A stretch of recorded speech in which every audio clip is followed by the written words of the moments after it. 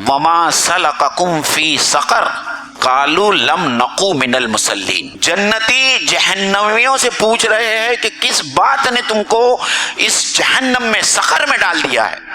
वो कहेंगे कि हम नमाज नहीं पढ़ते थे। तो नमाज पढ़ने का तकाजा किससे है?